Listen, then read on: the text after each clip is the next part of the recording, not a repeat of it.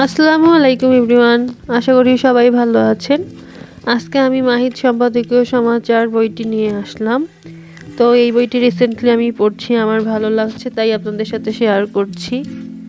যারা 47 BCS পিলির preparation নিচ্ছেন, পিলির সাথে সাথে যারা রিটেনের জন্য প্রিপারেশন নিতে চান, আশা করি তারা ভিডিওটি দেখে উপকার পাবেন।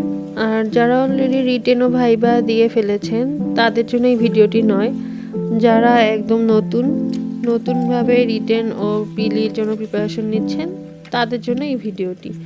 তো চলুন শুরু করা যাক। তো মাহিত সম্পাদকীয় সমাচার বইটি আমি নিয়েছিলাম ডিসেম্বর মাসেরটা।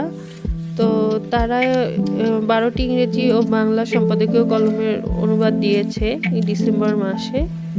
তো এর সাথে সাথে তারা হইতেছে ডেইলি স্টার সহ বিভিন্ন পত্রিকার ট্রান্সলেট করে দেয়। তো প্রথমেই তাদের সূচিপত্র দেখি, বাংলাদেশ বিষয়াবলী ও ইন্টারন্যাশনাল অ্যাফেয়ার্সের মোস্ট ইম্পর্টেন্ট টপিকগুলো তুলে ধরেছে, যেমন রিসেন্টলি ডক্টর ইউনূসের 3.0 তত্ত্ব, তারপর বজ্র ব্যবস্থাপনা, দেশের ইউক্রেন রাশিয়া, এগুলো তারা তুলে ধরেছে।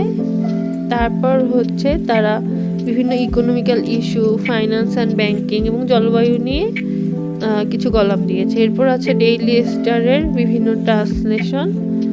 তো চলুন ভিতরে দেখা যাক। তো আমি যতটুকু দেখেছি বইটি খুবই সুন্দরভাবে গুছানো।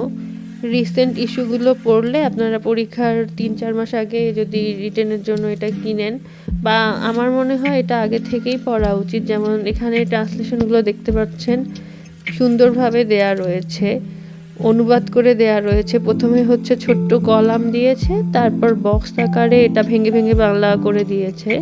তো যেটি অনেকের জন্য অনেক বেশি উপকার আসবে, মনে হচ্ছে যে আপনাকে কেউ গাইড করতেছে সরাসরি। এইভাবে ভেঙে ভেঙে দিয়েছে বইটিতে। তো বক্স আকারে দেওয়ার কারণে আরও সুন্দরভাবে বোঝা যাচ্ছে বাংলাগুলো। তো এদের ওয়ার্ড ভোকাবুলারিগুলোও অনেক ইজি লাগছে আমার কাছে। তো আমার কাছে বইটি মোটামুটি ভালোই লেগেছে।